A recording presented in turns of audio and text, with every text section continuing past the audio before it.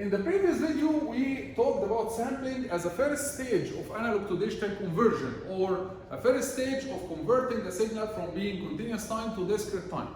And after we do the analog to digital conversion, what happens is that we store our signal as a sequence of numbers in our computer. And the computer deals with our signal not as a signal, it deals with the signal as a sequence of numbers. For example, the computer will see our signal as a number called 10, then a number called 7, then a number called -3, 8, and so on, right?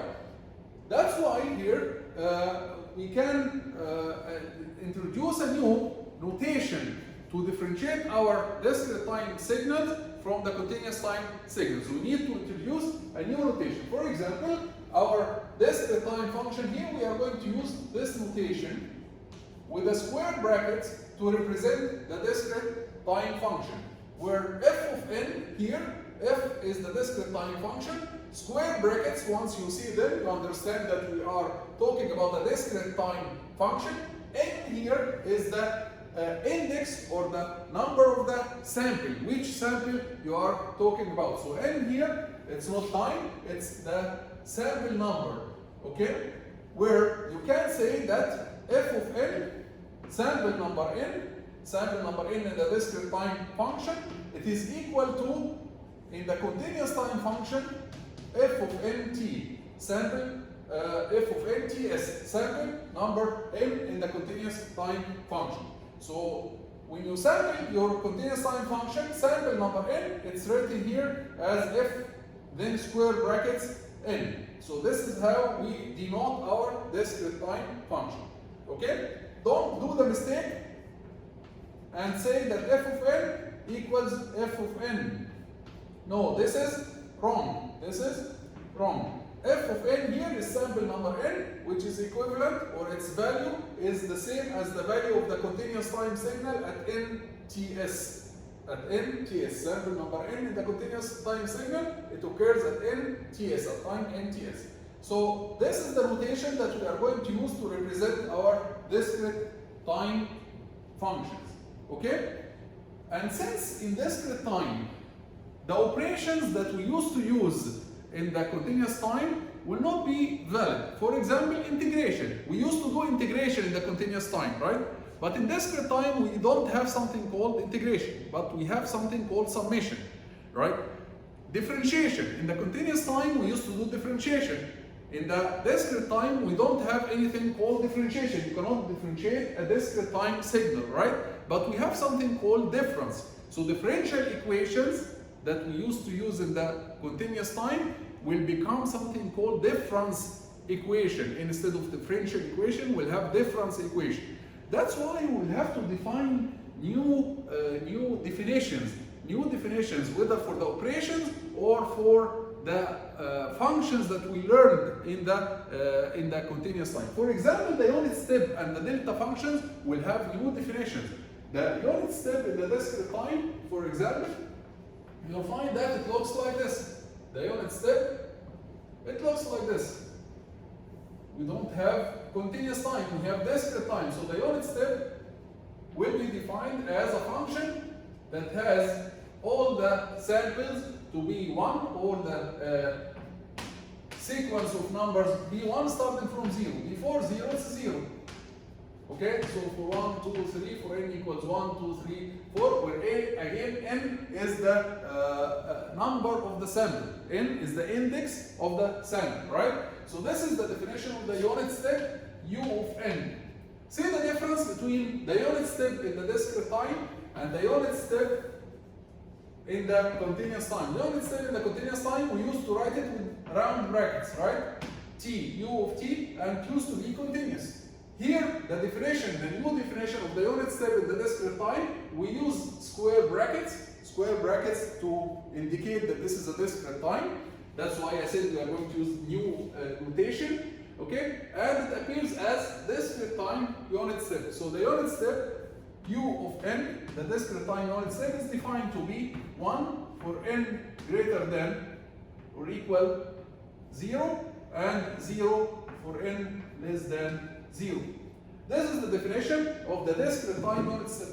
There is also the definition of the unit impulse function, the discrete time unit impulse function. Discrete time unit impulse function. Delta of, don't forget, delta of what? Delta square brackets of n. So the definition of delta of n is 1 when n is equal 0 and 0 for any other n. So the definition of the discrete time impulse unit impulse function is a function with amplitude. Here we say amplitude, not area. Be careful. Why not area? We use the area in the continuous time because we used to integrate, right? So integration means area. Here we don't have integration. Here we have only discrete values. So the delta function here, the discrete time unit impulse function, is defined as amplitude 1 at n equals 0 and then zeros for all other n's. Zeros for all. And here the amplitude. These are by definitions. These are the definitions that will help us to process the discrete time signals. Okay, so don't get confused. Why are we defining the delta here to be amplitude is 1 while in the continuous time we used it to be area equals 1? These are just definitions that makes the analysis of your discrete time signals easier. Okay, so the definition of the impulse function here, of the delta function here, is an impulse with amplitude 1 that appears at 0.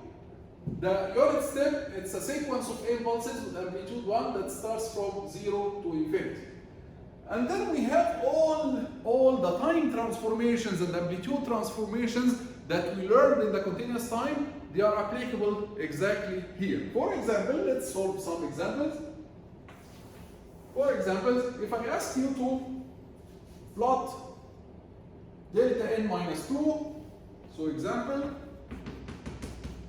plot delta n minus 2 and 10 delta n plus 3, you would say delta n minus 2, this is a delta shifted to the right by 2, right? So you are going to plot it like this. So this is n, then it will be, instead of being at 0, it will be at 2 with amplitude 1. So 1, 2. So this is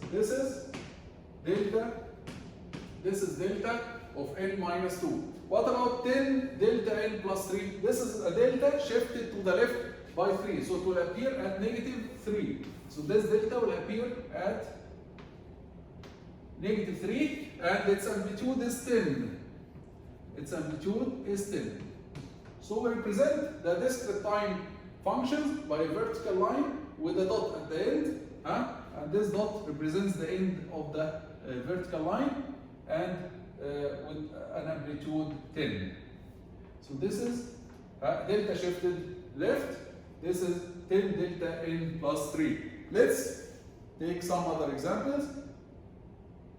So for example, 5u of n minus 3, example, plot or sketch 5u of n minus 3, and notice that I'm using square brackets again to indicate that this is a discrete time function. And also we need to plot minus 6u of n plus 1. Minus 6 u of n plus 1. Okay? So 5u of n minus 3, this is a unit step shifted to the right by 3. So it will start, instead of 0, it will start at 3 with something like this, 4, 5, 6, and the amplitude is 5. So the amplitude here will be 5. And before 3, it will be just 0, right? So this is 5u of n minus 3. What about minus 6u of n plus 1? u of n plus 1 is unit step shifted to the left by 1. So it will start from here. It will start from negative 1, right? 0, 1, 2, 3. It will start from negative 1 and goes in the regular direction. But it's multiplied by negative 6. So the amplitude will be negative 6. So you will get impulses like this with amplitude negative 6 and so on, starting from negative 1. From negative 2 and negative 3 it will be 0. Right? Last example, let's take same here, but we use reflection. So if we solve the problem of, let's say, 5 unit step minus n plus 3, for example. So here there is a reflection in the unit step, so the unit step will look to the other side. At the same time, there is a shift by 3 to the right or left. Think about it. The shift will be to the right or the left. So we reflect first by replacing n with minus n. And then we replace n with n minus 3. So this is a shift right. So this function will look like this. Starting from the 3, you will have, so this is 3, 2, 1, 0, minus 1, minus 2, and so on. And after 3, it's zeros. 4, 5, 6, and the amplitude is 5. The amplitude is 5. So this is a unit step reflected and shifted to the right by 3. Okay.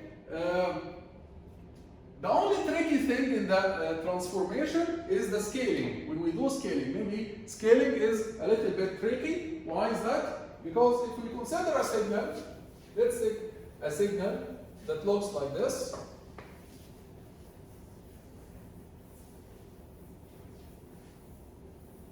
Let's take a signal, x, and for simplicity, this is x of n. For simplicity, let's take let's follow here 3. Let's take to be 3 here, and then let's take it to be 1 here, 1 at 1, 2 at 2, 3 at 3, 4 at 4, and so on. Okay, and from the other side again at minus 1 it will be 1, it will be 2 at minus 2, 3 at minus 3, and so on. Okay? Now if I ask you to sketch the signal y of n equals x of what? Of n over 2. Of n over 2. What happens? Now this is the scale. We replaced n with n over 2. This is x of n, and they want to put x of n over 2. In the continuous time signals, what used to happen if you replace t with t over 2? You used to stretch your signal, you used to expand your signal, right? So this is exactly what will happen here. So here, when we say that y1, if I want to put the signal y0 is equal to x of 0. Right? y0 will be equal to x of 0. So in order to get y of 0, you put n equals 0, which will be equal to x 0. So y0 will be the same. What about y of 1? You put n equals 1. So it will be x of half. But in discrete time, we don't have something called half. We don't have an index called half. That's why y of 1 will be 0. Y of 1 will be 0 because we don't have anything called x of half. Same for y of minus 1. Y of minus 1 will be equal to x of minus half. But we don't have anything called x of minus half. So y of minus 1 will be 0. Then y of 2 will be, you put n equals 2, it will be x of 2 over 2, it will be x of 1. So x of 1 will come here at y of 2. So this is n. So y of 2, this is y by the way, y of n. Y of 2 will be equal to x of 1, and the x of 1 is 1. Same for y of minus 2. Y of minus 2 will be equal to x of minus 1. y of 3, if you try y of 3, you will find that it is x of a fraction, and x of fraction is 0. So 3, y of 3 will be, and y of minus 3 will be 0. Y of 4, it will be equal to x of 4 over 2, x of 2. So y of 4 will be 2.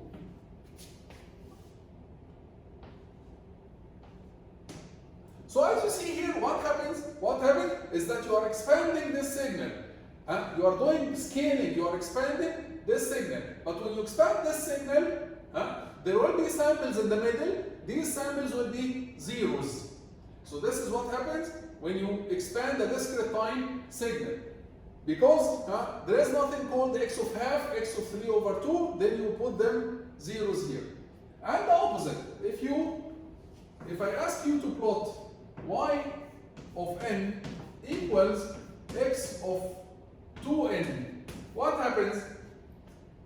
The signal is going to be compressed. When the signal is compressed, this sample, instead of being at 1, it will be at half. But we don't have something called half, so this sample will completely disappear.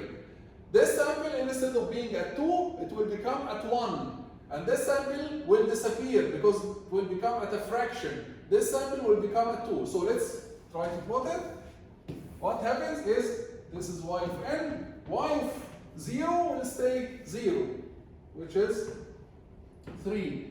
Y of 1 will be the same as x of 2. Y of 1 will be the same as x of 2. So y of 1 will be 2. Y of 2 will be x of 4. So y of 2 will be x of 4, which is 4. Y of 3 will be x of 6. Same from the other side. Y of minus 1 will be x of minus 2. Y of minus 2 will be x of minus 4.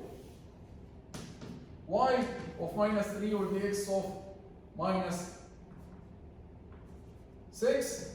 Okay? And you get a compression of this signal. So the new signal will be a compressed version of this signal. When you compress the signal, some samples will disappear because they will become at a fraction instant of time or a fraction index, and we don't have in discrete time, we don't have anything called fraction index. We'll stop this video here and we'll see you in the next video.